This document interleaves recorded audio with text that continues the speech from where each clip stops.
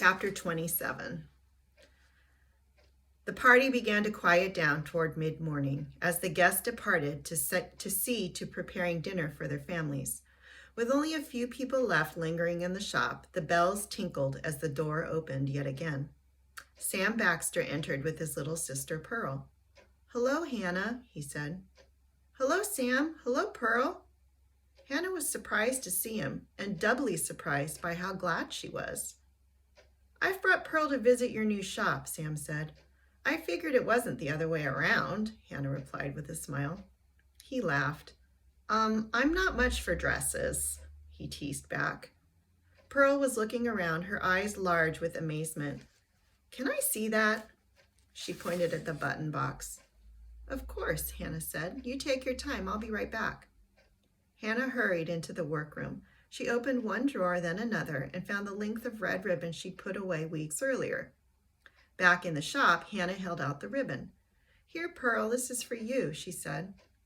Seeing the joy on Pearl's face was by far the best moment of Hannah's day. "A ribbon!" Pearl exclaimed, reaching eagerly. "Will you tie it for me, miss?" "Of course," Hannah said. Pearl turned around and Hannah began tying the ribbon to join the ends of Pearl's two little braids. A pang of yearning surprised her.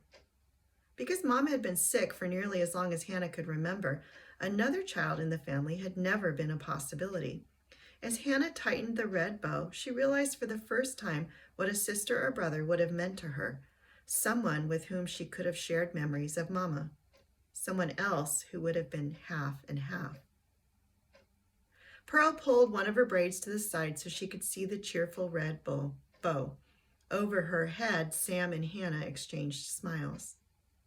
"I heard you graduated," Sam said. "Congratulations."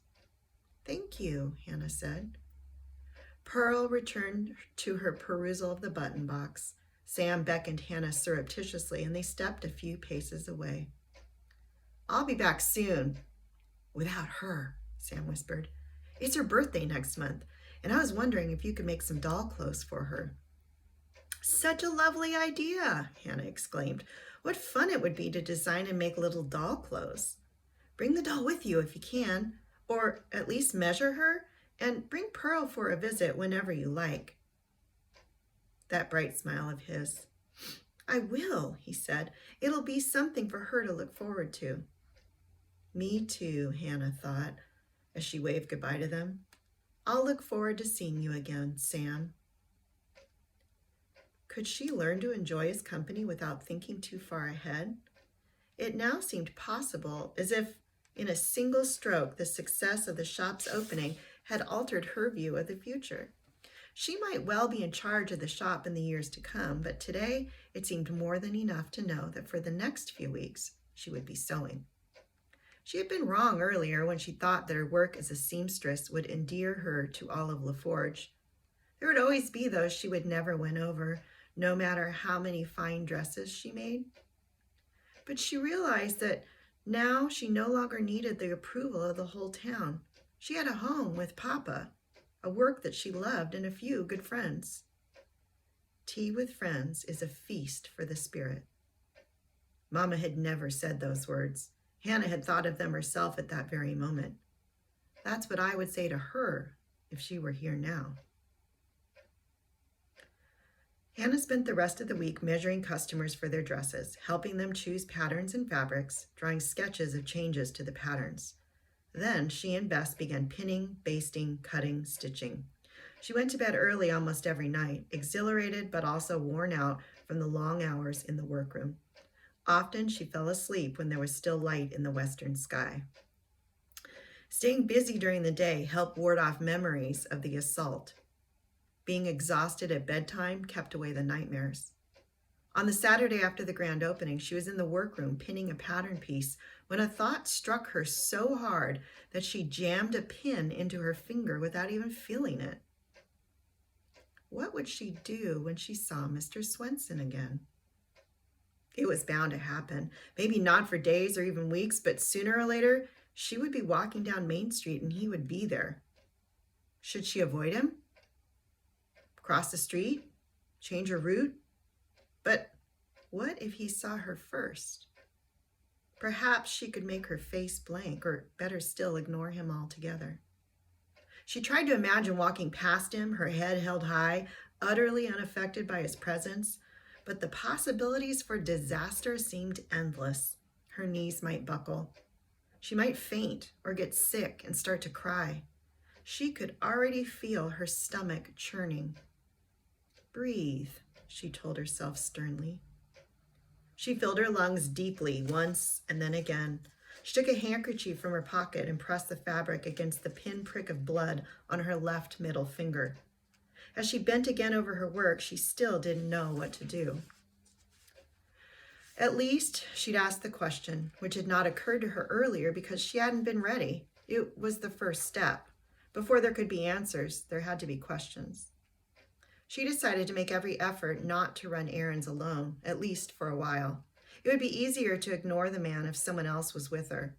She also thought about warning other girls and young women to steer clear of Swenson. Bess would surely be willing to help with that, and Miss Walters might have other suggestions.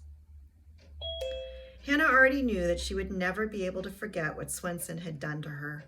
She had to learn not to let him do it again and again in her head and in her dreams. For that, she would need to draw strength from other people, the people in her life who cared about her. Bess, Miss Walters, maybe even Papa one day, someday. On an evening a week after the opening, she was in bed, dozing off, when Papa's voice woke her. Hannah, come give me a hand. I need your help. What could he want at this hour, she wondered. Thick-headed and rusty of voice, she called down to him. Do I have to get dressed? No, just put on a wrapper. She grabbed Mama's old plaid shawl to drape around her shoulders and went down the stairs in her bare feet, still trying to rub the grogginess from her eyes. The sun had set, leaving behind a blue-gray twilight. Papa met her in the kitchen. Close your eyes, he said. She obeyed, of course, but couldn't help saying, Papa? Would you do as I say this once? His words were curt, but in his voice she heard more amusement than exasperation. He took her by the hand and walked her to the far end of the workroom. There, he said. Now, a little to your left. He guided her another step or two. All right, open your eyes. Hannah blinked. In the dim light, her vision was clouded at first. Then she gasped at the shadowy image in front of her. A ghost? A mirage? But she looked so real, even her shawl. She moved her lips soundlessly. Mama? Well, what do you think?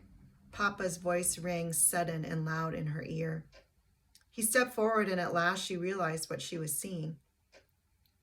Her own reflection in a full-length mirror, with Papa behind her. The mirror was a long oval of glass with a smooth beveled edge, mounted on a hinged oak stand.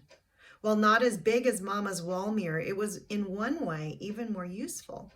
The glass could be tilted to alter the viewing angle, to focus more on the lower or upper half of the body. She turned to give Papa a hug. He dropped a quick kiss on the top of her head. Who ever heard of a dressmaker's shop with no mirror? He said, smiling. You'll have to repaint the sign, she said. It's not Edmund's Dress Goods any longer. It's Edmund's Dress Shop. Yes, boss, he said, heaving a mock sigh. They laughed together. Then she faced the mirror again. Hannah had viewed her reflection many times, in shop windows and puddles of water, and in the small looking glass. But it had been years since she had seen her whole self with such clarity. Nor had she known how much she had come to resemble Mama. Beautiful Mama. So you like it? Papa asked. Her reflection nodded at them both. Yes, Papa, she said. It's exactly what I need.